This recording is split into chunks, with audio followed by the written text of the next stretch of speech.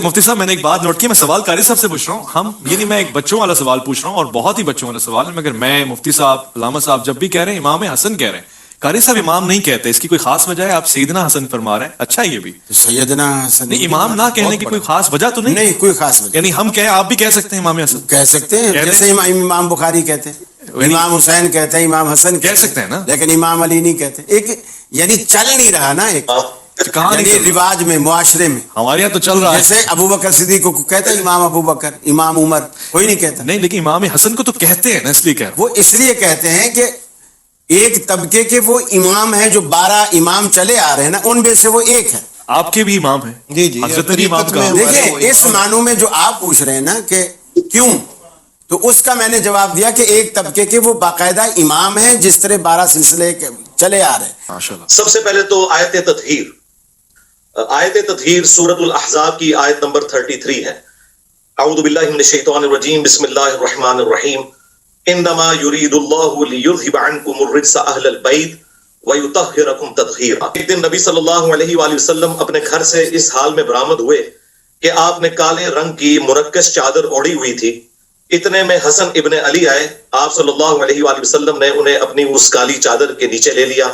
پھر سیدنا حسین ابن علی, پھر سیدہ فاطمہ, اور پھر سیدنا علی رضی اللہ عنہم اجمعین وعلیہم السلام اجمعین کو چادر کے نیچے لے کر یہی آیت پڑھی, انما یرید اللہ لیذھب عنکم الرجس اہل البیت ویطہرکم تطہیرا. سبحان اللہ. اے نبی گھر والوں صلی اللہ علیہ وآلہ وسلم وعلیہم السلام, اللہ تو صرف اتنا ہی چاہتا ہے کہ تم سے ہر طرح کی ناپاکی کو دور کر دے اور تمہیں خوب صاف ستھرا کر دے. اس کانٹیکسٹ میں پھر صحیح مسلم کے اندر حدیث ہے 6220, اور یہ حدیث تو کافی طویل ہے. جب حاکم وقت نے سیدنا سعد ابن ابی وقاص کو زور لگایا کہ سیدنا علی ابن ابی طالب کی برائی بیان کریں, تو ان کو ریبٹل کرتے ہوئے مولا علی علیہ السلام کی جو 3 فضائل بیان کیے تھے, تو تیسری فضیلت یہ بیان کی تھی کہ ان میں سے مجھے کوئی ایک بھی مل جائے تو سرخ اونٹوں سے بہتر ہے. اور وہ تیسری فضیلت یہ تھی کہ نبی علیہ السلام مباہلے کے وقت سیدنا حسن, حسین, فاطمہ اور علی علیہ السلام اجمعین کو اپنے ساتھ لے کر آئے اور اللہ کے حضور دعا کی, اللہم ہؤلاء اہل بیتی, اے اللہ یہ میرے اہل بیت ہیں. بے شک. اور تیسری آیت مودت, جس کے حوالے سے کنٹروورسی سنی شیعہ میں پائی جاتی ہے, میں آج اس کو بھی انشاءاللہ ریزالو کر دوں گا. قل لا اسألکم علیہ اجرا الا المودۃ فی القربى, سورہ شورا کی آیت نمبر 23. اس کے حوالے سے صحیح بخاری میں ایک حدیث ہے, ابن عباس کا قول ہے, وہ اس آیت کی تفسیر یوں کرتے تھے کہ نبی علیہ السلام کے جو مخالفین ہیں انہیں یہ کہا جا رہا ہے کہ نبی علیہ السلام کی قرابت داری کا خیال رکھو, لیکن جو تابع تھے نا سعید ابن جبیر, وہ اسے اہل البیت پہ فٹ کرتے تھے. اور میرے خیال میں دونوں یہ تفاسیر درست ہیں. اگر اللہ تعالیٰ غیر مسلم رشتہ داروں سے کہہ رہے ہیں کہ نبی علیہ السلام کی رشتہ داری کا خیال رکھو, تو مسلمانوں سے تو بدرجہ اولا کہا جائے گا کہ آپ نے نبی علیہ السلام کی رشتہ داری کا خیال رکھنا ہے. اور اس کو سپورٹنگ جو ہے وہ صحیح بخاری میں سیدنا ابو بکر صدیق رضی اللہ تعالیٰ عنہ وعلیہ السلام کا قول ہے, صحیح بخاری میں 3751 نمبر. وہ کہتے ہیں کہ محمد کے قرب کو محمد صلی اللہ علیہ وآلہ وسلم کے اہل البیت کے قرب میں تلاش کرو. یہ حدیث اس بات پر گواہ ہے کہ قل لا اسألکم علیہ اجرا الا المودۃ فی القربى کی تفسیر جو محبان اہل بیت نے بیان کی ہے وہ بالکل درست ہے. پھر غدیر خم کی حدیث جو مسلم شریف میں اوپر تلے 4 حدیث ہیں 6225 سے لے کے 6228 تک, ان میں بھی نبی علیہ السلام نے قرآن اور اہل البیت کے ساتھ حسن سلوک کرنے کا حکم دیا ہے. اور اس کے علاوہ بخاری مسلم میں حدیث ہے, نبی علیہ السلام سیدہ فاطمہ سلام اللہ علیہا کے خیمے میں داخل ہوئے اور فرمایا کہ وہ بچہ کدھر ہے چھوٹا. تو نبی علیہ السلام کے سامنے حسن کو پیش کیا گیا, تو نبی علیہ السلام نے انہیں معانقہ کیا, چوما, اور پھر کہا کہ اے اللہ میں حسن سے محبت کرتا ہوں, تو بھی اس سے محبت کر, اور جو حسن سے محبت کرے تو اس سے محبت کر. اور پھر بخاری کی حدیث ہے, ابن عمر کہتے ہیں کہ نبی علیہ السلام نے فرمایا تھا حسن اور حسین اس دنیا میں میرے 2 پھول ہیں. اور پھر صحیح بخاری کے اندر انس ابن مالک کا قول موجود ہے, وہ کہتے ہیں کہ حسن ابن علی سے زیادہ رسول اللہ کا ہم شکل کو افسوس کی بات ہے کہ اس پلانٹ ارتھ پہ کبھی دنیا نے ایسا ٹائم نہیں دیکھا کہ فضائل صحابہ بیان ہو رہے ہوں اور اس میں اہل بیت کی بات ہو. لیکن یہ اس امت کی بدبختی ہے کہ جب اہل بیت کا ذکر ہوتا ہے نا تو زیادہ ٹائم فضائل صحابہ پہ اور اس جسٹیفیکیشن پہ چلے جاتے ہیں. تو میں کہتا ہوں صدق رسول اللہ, یا رسول اللہ آپ نے سچ کہا تھا. یہ آپ نے ابو بکر کے بارے میں نہیں کہا تھا رضی اللہ تعالیٰ عنہ, نہ عمر کے بارے میں, نہ عثمان کے بارے میں, کہ میری امت میں عیسیٰ ابن مریم کی مثال مولا علی علیہ السلام والی ہے. کیونکہ حضور کو پتا تھا کہ یہ کام ڈالنا ہے چوتھے خلیفہ کے ساتھ ان لوگوں نے. تو چوتھے خلیفہ کی فضیلت کبھی بھی انہیں ہضم نہیں ہوگی. یہ بات حضور کو پتا تھی.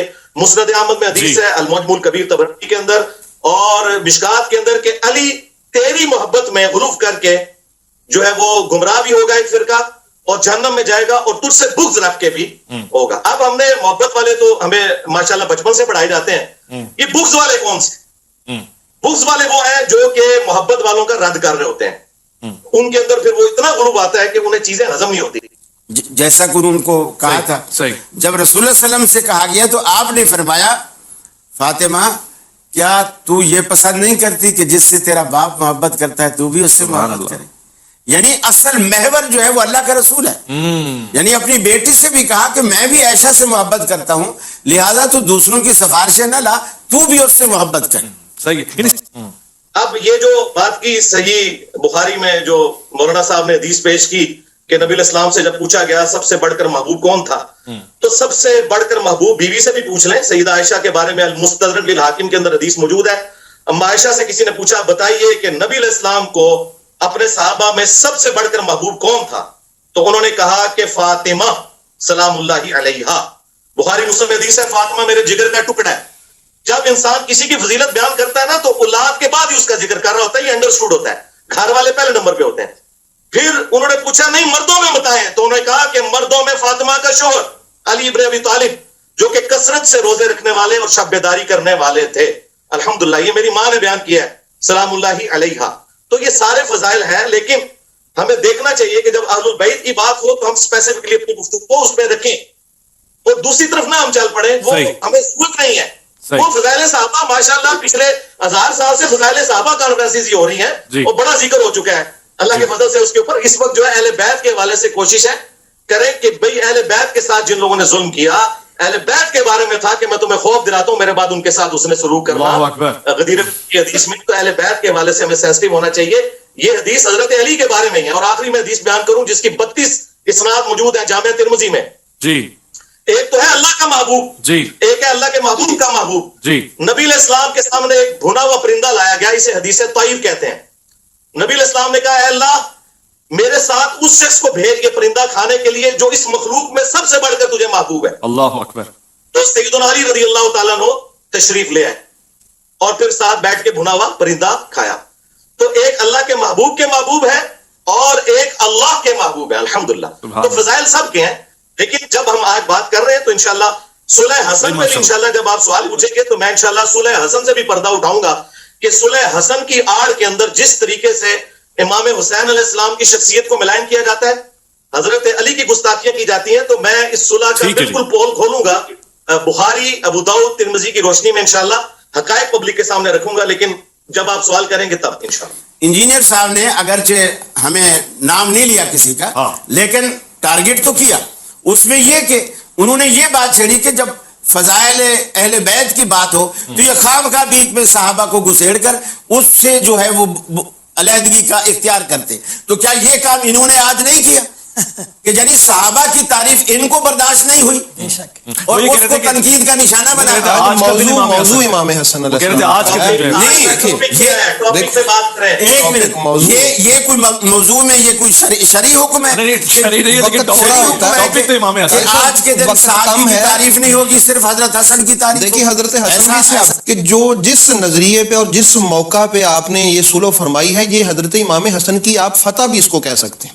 بے شک یہ امام حسن کی ہی فتح کیونکہ جو اپنی شرطیں منوا جائے لکھا کے کہ یہ میری طرف سے پھر شرط ہے فتح بھی تو پھر اسی کی ہوئی نا. معاملہ یہ ہے کہ اصل میں امام حسن علیہ السلام کی میری طبیعت آپ 10 دن سے میں آپ کے ساتھ ہوں آپ جانتے ہیں بڑی رواداری والی کبھی میں بات نہیں کرتا.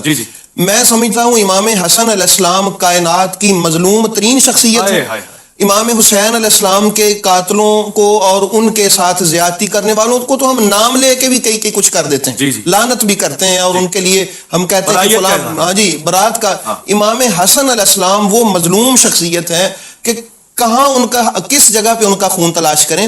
معاملہ یہ ہے کہ امام حسن علیہ السلام کی جو شرائط تھی نا آپ نے لکھوائی اصل میں آپ کی یہ بصیرت تھی, آپ نے یہ ایسا اقدام کیا کہ قیامت تک آنے والی نسلیں جو ہیں وہ ان لوگوں کی حقیقت کو جان لیں جن لوگوں کے ساتھ ہم نے یہ شرطیں طے کی ہیں. میں یہ عرض کرتا ہوں, اگر کوئی یہ کہے کہ وہ جی آپ تو تاریخ کی بات کر رہے ہیں, ہم حدیث کی بات کر رہے ہیں, معاملہ تاریخ کا یا حدیث کا نہیں ہے, معاملہ راویوں کا ہے. مثلا حضرت سیوطی ہیں یا ابن کثیر ہیں, وہ اگر حدیث کی کتاب لکھیں تو پھر ٹھیک ہے, اور اگر وہ کوئی تاریخ کی لکھ دیں تو پھر غلط ہے. اسلامی تاریخ کی اس سے بڑی توہین اور بھی کیا ہوگی کہ یہ کہہ دینا ہم نہیں مانتے تاریخ کو. معاملہ ہے حقیقت کا. دیکھیے سارے راوی نہ ہی حدیث کی کتابوں میں ہم کہتے ہیں کہ یہ بات معتبر ہو گئی ہے, اور اسی طرح بات حدیث کی کتاب میں ہو یا تاریخ کی کتاب میں ہو, معاملہ راویوں کا ہے, کتاب کا نہیں ہے. حضرت امام حسن علیہ السلام نے یہ جو صلح فرمائی ہے, اس کو آپ اگر توجہ سے ہم دیکھیں تو کون نہیں جانتا کہ امام حسن علیہ السلام کو, آپ کو پتا تھا یہ, اور میں یہ بھی عرض کر دوں کہ یہ جو ہم نے لکھوایا یہ پورا ہونے والا نظر بھی نہیں آ رہا, لیکن آپ نے, میں یہ سمجھتا ہوں قیامت تک کے لوگوں کے سامنے بات رکھی ہے کہ یہ حقیقت شاید جنگ میں عیاں نہ ہو سکتی جو آپ نے صلح کر کے عیاں فرمائی. کہ صلح ہوتی کیا ہے؟ صلح کا مطلب یہ ہے کہ دونوں طرف کی پارٹیز نے اپنا موقف رکھا اور کنسنسس کے ساتھ کوئی ڈاکومنٹ تیار ہوا. صلح ہوتی ہی اس وقت ہے جب شرائط طے پا جائیں. صلح حدیبیہ کے اندر کیا شرائط طے پائی نہیں تھی؟ اگر شرائط نہ ہو تو صلح نہیں ہوتی ہے, پھر تو ایک بندے کی جیت ہوتی ہے دوسرے کی ہار ہوتی ہے. جب دونوں برابر کے لوگ آ جائیں تو صلح کرتے ہیں اور وہ شرائط طے کرتے ہیں. لہٰذا یہ آؤٹ آف کوسچن ہے کہ وہ شرائط ہے تھی یا نہیں تھی. جس طرح صلح حدیبیہ کی شرائط تھی اس طرح صلح حسن کی بھی شرائط تھی. لیکن اس کے لیے یہ چیز یاد رکھیں کہ حسن ابن علی رضی اللہ تعالیٰ عنہ علیہ السلام نے جو یہ صلح کی ہے یہ قرآنی حکم پر عمل کیا ہے. بعض لوگ سیدنا علی رضی اللہ تعالیٰ عنہ پر خفیہ تان کرتے ہوئے یہ کہتے ہیں کہ حسن ابن علی تو مولا علی علیہ السلام کو اپنے دور میں, دور خلافت میں کی گئی جنگوں سے روکتے تھے. بالکل یہ جھوٹ ہے, نعوذ باللہ من ذالک. اگر یہ بات ہوتی تو وہ جنگ جمل صفین نہروان میں مولا علی کے ساتھ شریک نہ ہوتے, وہ شریک رہے ہیں. صفین پارٹ 2 بھی سیدنا حسن ابن علی نے شروع کر دیا تھا. بخاری شریف سے یہ جو حدیث بیان کی جاتی ہے نا کہ یہ میرا بیٹا سید ہے, یہ پوری حدیث جو ہے یہ اس کا آخری ٹکڑا ہے. یہ حدیث کافی لمبی ہے. یہ سٹارٹ اس سے ہوتی ہے کہ حضرت عمر بن عاص رضی اللہ تعالیٰ عنہ حضرت معاویہ رضی اللہ تعالیٰ عنہ سے کہتے ہیں کہ میں اپنے سامنے وہ لشکر دیکھ رہا ہوں کہ جب تک اپنے مخالفین کو بھگا نہ لے وہ یہاں سے ہلے گا نہیں. وہ لشکر مولا علی علیہ السلام کی روح نہیں لے کے آئی تھی, مولا حسن علیہ السلام جو مولا علی کے بیٹے تھے وہ لے کے آئے تھے. ٹھیک ہے, یہ حدیثیں آدھی نہیں ہمیں پڑھنی چاہیے, پوری حدیثیں پڑھنی چاہیے. تو پھر حضرت معاویہ نے کہا کہ اگر یہ قتل و غارت ہوا تو پیچھے امت کا کیا بنے گا؟ تو حضرت عمر بن عاص نے کہا کہ ٹھیک ہے پھر میں پیچھے سے سنبھالوں گا. تو پھر اسی گفتگو کے دوران حضرت معاویہ نے کہا کہ کیوں نہ ہم حسن کے سامنے صلح پیش کریں, کچھ ہماری بات وہ مان لیں کچھ ہم ان کی مان لیں. تو ساتھیوں نے کہا کہ مشورہ اچھا ہے. تو یہ صلح کی طرف جو آفر ہے یہ حضرت حسن نے نہیں کی. یہ جھوٹ ہے کہ حسن جو ہے وہ امن پسند تھے. امن جنگ کے اندر غزوہ بدر میں کیا رسول اللہ امن پسند تھے؟ جب جنگ ہوتی ہے اس وقت جنگ ہوتی ہے, اس وقت امن کی بات نہیں ہوتی. سورۃ الانفال میں ہے کہ اگر میدان جنگ میں مخالف تم سے صلح کی بات کرے تو اسے ایکسپٹ کر لو. تو حسن ابن علی صفین پارٹ 2 لڑنے آئے, لشکر لے کے آئے. حضرت معاویہ کو جب عمر بن عاص رضی اللہ تعالیٰ عنہ نے کہا کہ یہ تو نہیں لیں گے, ہم ان کو صلح آفر کرتے ہیں, انہیں پتا تھا کہ قرآنی حکم پہ اہل البیت عمل کریں گے. تو جب صلح آفر کی گئی تو حضرت حسن ابن علی نے وہ صلح کی آفر سورۃ الانفال کے تحت قبول کر لی, جس طرح نبی علیہ السلام نے صلح حدیبیہ قبول کر لی تھی. اگرچہ نبی علیہ السلام کا پلڑا بھاری تھا اس کے باوجود مشرکین عرب کے ساتھ صلح کر لی. اچھا, یہ صلح کی تو ظاہر ہے وہ شرائط کیا تھیں؟ جی, بنو امیہ کے ممبروں سے جو سب و شتم کا سلسلہ کیا گیا ہے حضرت علی کے اوپر, جو لوگ یہ کہتے ہیں یہ تنقید تھی. مسلم شریف میں 6229 نمبر حدیث ہے, ابو تراب پر لعنت کے الفاظ ہے, وہ گالی سے بھی بڑھ کر لعنت کرتے تھے نعوذ باللہ ممبروں سے. 6229 صحیح مسلم غدیر قم سے اگلی حدیث. اور 5واں رکھا گیا خمس. افسوس کے ساتھ ان 5 شرائط میں سے صرف 5ویں شرط پہ عمل ہوا ہے کہ حضرت معاویہ رضی اللہ تعالیٰ عنہ خمس دیا کرتے تھے. میں پورا ایک پروگرام بخاری مسلم سے کر سکتا ہوں کہ کس طریقے سے ان شرائط کی دھجیاں بکھیری گئیں. سب سے بڑی بات یہ ہے کہ حضرت حسن ابن علی کو زہر دے کے قتل کیا گیا. مصنف ابن ابی شیبہ میں آتا ہے کہ انہیں زہر دے کے شہید کیا گیا 47 ایئرز کی ایج میں. میری 47 ہونے والی ہے, میری ایج میں حسن ابن علی کو زہر دے کر قتل کر دیا گیا تاکہ وہ نوبت ہی نہ آئے 49 ہجری میں کہ وہ جانشین بن سکیں. اور وہ جو بخاری حدیث ہے سید والی, وہ اسی حدیث میں آتا ہے کہ خمس ہوگا، اور اس کے بعد وہ راوی حدیث کہتے ہیں کہ حضور کی پیش گوئی پوری ہوئی کہ میرا یہ بیٹا سید ہے، اس کی وجہ سے مسلمانوں کے دو بڑے گروہوں میں صلح ہوگی. دو عظیم گروہ جو ہے نا، وہ عظیم عربی میں ہے، وَلَهُمْ عَذَابٌ عَظِيمٌ بھی آتا ہے، اس سے مراد بڑا ہے. عظمت والا گروہ وہ ہوتا ہے جو خلیفہ راشد کے ساتھ ہو. ہاں جی. دوسرے گروہ کے بارے میں بخاری میں حدیث ہے 2812، وَيْحَ مَارْ تَقْتُلُهُ الْفِئَةُ الْبَاغِيَةُ يَدْعُوهُمْ إِلَى اللَّهِ وَيَدْعُونَهُ إِلَى النَّارِ. وائے عمار، افسوس، تجھے ایک باغی جماعت قتل کرے گی، تو انہیں اللہ کی طرف بلائے گا، وہ جماعت جہنم کی طرف بلائے گی. تو جو جماعت جہنم کی طرف بلا رہی ہو نا، اور خلیفہ راشد سے بغاوت کرنے والی ہو، وہ عظمت والی نہیں ہوتی، وہ بڑی جماعت تھی. یہاں عظیم کا مطلب بڑا گروہ ہے. اور حضور نے فرمایا میرا بیٹا یہ سید ہے، یہ سید ہے، یعنی یہ بڑے پن کا مظاہرہ کرے گا. سب کچھ ہوتے ہوئے یہ اپنے پوست دستبردار ہوگا. اور آخری میں حدیث بیان کر دوں کنکلوڈ کرنے کے لیے. ابو داؤد میں 4131 نمبر حدیث ہے، جسے شیخ البانی، شیخ زبیر الزئی دونوں صحیح کہتے ہیں. یہ پورا پول کھول دے کہ کس طرح حسن ابن علی کے قتل کے بینیفیشری کون ہوئے، حسن ابن علی کو قتل کروانے والے کون لوگ تھے. مقدام بن مادی کرب کہتے ہیں کہ میں حضرت معاویہ رضی اللہ تعالیٰ عنہ کے پاس شام میں حاضر ہوا. اسی دوران حسن ابن علی کی شہادت کی خبر جب پہنچی تو میں نے پڑھا انا للہ و انا الیہ راجعون. اس وقت جو سامنے حاکم بیٹھے ہوئے تھے انہوں نے کہا کہ تو حسن کی موت کو مصیبت شمار کرتا ہے. اللہ اکبر، نعوذ باللہ، نعوذ باللہ. تو مقدام بن مادی کرب کو غصہ آ گیا. وہ انہوں نے انجینئر صاحب کی ویڈیوز نہیں دیکھی ہوئی تھی، انہوں نے نبی اسلام کی صحبت کی ہوئی تھی. انہوں نے کہا کہ میں حسن کی موت کو مصیبت میں جانوں کہ نبی علیہ السلام زانوں پر ایک طرف حسن کو اٹھاتے تھے، دوسری طرف حسین کو. حسن خود سے ہے، حسین علی سے ہے.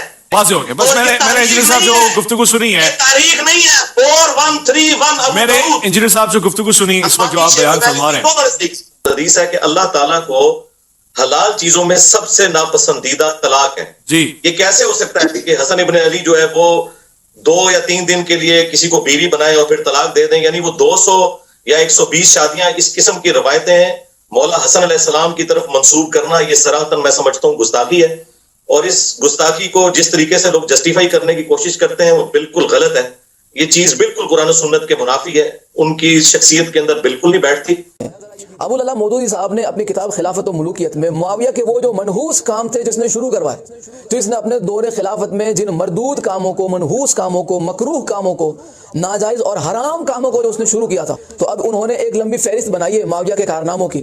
معاویہ کا کچا چٹا ابو العلا مودودی صاحب نے بھی لکھا ہے خلافت و ملوکیت میں. ان میں ایک کام انہوں نے کیا لکھا کہ ایک اور نہایت مکروہ بدعت معاویہ کے عہد میں یہ شروع ہوئی کہ وہ خود اور ان کے حکم سے ان کے تمام گورنر خطبوں میں برسر منبر حضرت علی رضی اللہ عنہ پر سب و شتم کی بوچھار کرتے تھے، حتیٰ کہ مسجد نبوی میں منبر رسول پر عین روزہ نبوی کے سامنے حضور کے محبوب ترین عزیز کو گالیاں دی جاتی تھی. اور حضرت علی کی اولاد، ان کے قریب ترین رشتہ دار اپنے کانوں سے یہ گالیاں سنتے تھے.